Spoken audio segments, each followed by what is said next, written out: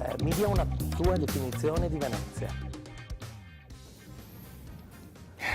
Una città stagnante, giusto per collegarci alla situazione anche morfologica di questa città, con pochissima dinamica, una città che vive di rendita, una città che vive di allori e di rendita turistica essenzialmente, che vive di immagine e soprattutto di una quantità di turisti che comunque vengono in questa città, qualsiasi sia il livello di accoglienza, di qualità dei servizi, di vivibilità della città. Quindi una città che si adatta malissimo all'innovazione, alla gioventù, a tutto quello che di nuovo può arrivare all'interno di questa splendida isola. Diciamo che 30 anni fa eravamo 150.000, adesso siamo 42.000, praticamente abbiamo la popolazione di un piccolo paese. E poi c'è più un'altra cosa da dire, qualche anno fa Cacciari aveva detto che potevano viaggiare gratuitamente gli ultra 75enni nei vaporini, no? E mi pare che hanno fatto richieste in 32.000, non 42.000, ecco, bisognerebbe mettere i defibrillatori sui vaporini, credo, tutto sommato. Ecco. E questa è una grave perdita, cioè praticamente una città senza popolazione non è più una città. Io in effetti ho vissuto la vita di studente qui in città, residendo in città da fuori sede, e ho dei ricordi negativi dal punto di vista della ricerca dell'alloggio. Ogni anno era sempre molto complicato e ricordo che con i padroni di casa c'erano sempre conflitti, difficoltà, dal primo giorno, quello in cui non volevano firmare il contratto, all'ultimo giorno, quello in cui contestavano l'uso dell'appartamento. Ma la gente deve portare un interesse, deve portare una motivazione per portare qualche cosa di spirituale nella città. Ecco, e allora se le cose continuano avanti così non vedo un grande futuro per Venezia, proprio non lo vedo. La cittadinanza non è più, ci sarebbe, voi siete la speranza di Venezia, ecco, cioè, se non viene ripopolata dai giovani, proprio dai giovani, diciamo le università, quello ci sono 20.000 studenti nelle università, poi ci sono anche tanti altri giovani che non fanno parte dell'università, bisognerebbe dare modo a questa gente di poter vivere non in una stanza a 4 letti, ma in un appartamentino dove c'è una cucina, dove c'è un salotto, dove c'è una stanza da letto, eccetera. E sono convinto che se potessero fermarsi 4-5 anni, poi non vanno più via, perché la dimensione di Venezia è sempre una dimensione incredibile. Insomma. Beh, il progetto che stiamo sviluppando e che ha come obiettivo quello di creare residenza per studenti a Ca' Foscari e in generale a Venezia è forse il progetto più importante che stiamo avviando e che ha mosso i primi passi proprio nel corso di quest'ultimo anno.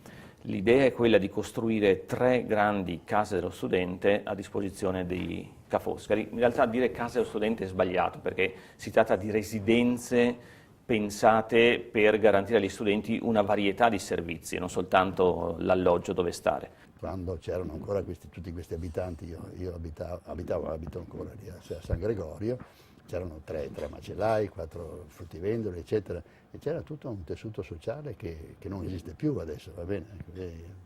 E questo bisogna recuperare, secondo me fondamentale è questo. Bisognerebbe forse tagliare il ponte della libertà, cioè interromperlo, mettere un muro, ecco, con i doganieri, eccetera, non far passare solo chi va bene, e poi ricominciare tutto da capo. C'è anche un problema di attività economica, una città che vive solo di turismo difficilmente ha la capacità di dare delle possibilità ai giovani. Quello che noi stiamo facendo è cercare di sviluppare almeno un secondo settore importante di attività economica che è quello dell'industria culturale.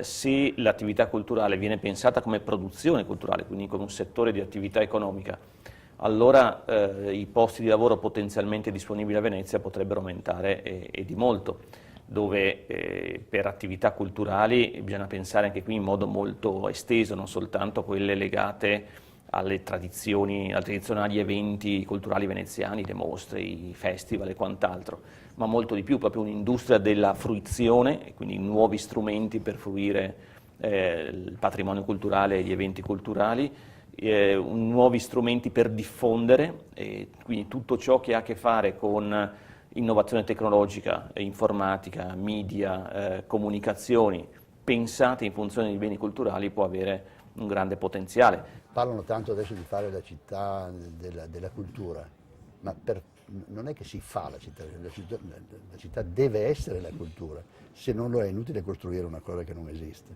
perché Venezia era una città cosmopolita, era una città aperta al mondo, era una città proprio aperta a tutto il mondo. Adesso, essendosi risecchito questo numero, essendosi soltanto 40.000, sono diventati dei piccoli provinciali che non vogliono che nessuno turbi la loro tranquillità, no?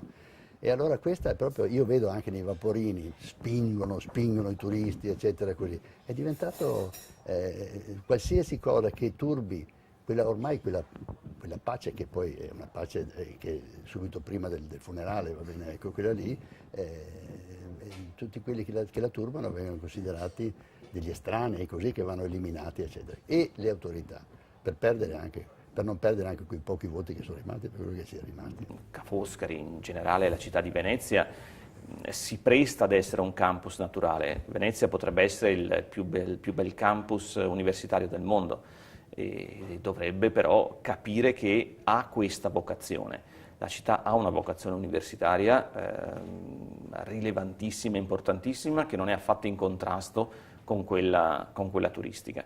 Servirebbe un po' di lungimiranza anche da parte dell'amministrazione pubblica, che non dovrebbe mirare ad accontentare esigenze di breve periodo delle varie lobby, categorie di questa città, che di fatto in qualche modo dominano ogni tipo di scelta, ma guardare un po' più in là e vedere come nell'investimento nei giovani, negli studenti universitari, c'è il futuro di questa città.